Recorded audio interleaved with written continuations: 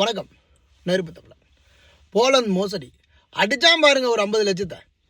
யாரோ ஒருத்தர் யூசுப் அப்படின்னு சொல்லி குளோபல் கன்சல்டன்சி அப்படின்னு வச்சு நடத்துகிறேன்னு சொல்லி போலந்துக்கு ஆள் ஏற்றுறேன், காசே நீங்கள் தர வேண்டாம், டைரெக்டாக நீங்கள் எம்பசிக்கு கட்டிங்கன்னா போதும் அப்படின்னு சொல்லி நிறையா அயோக்கியத்தனம் பண்ணிகிட்டு இருந்தான். 2 வருஷத்துக்கு முன்னாடி காணொலிகள் பதிவு பண்ணேன். அவன் வேற என்னையே துரத்திக்கிட்டு இருந்தான். எப்படி இவர் பேசலாம், இவன் யாரவன், இவனை நான் அந்த நாட்டில் வச்சு கைது பண்ணுறேன் அப்படி இப்படிலாம் சொல்லிகிட்டு இருந்தான்.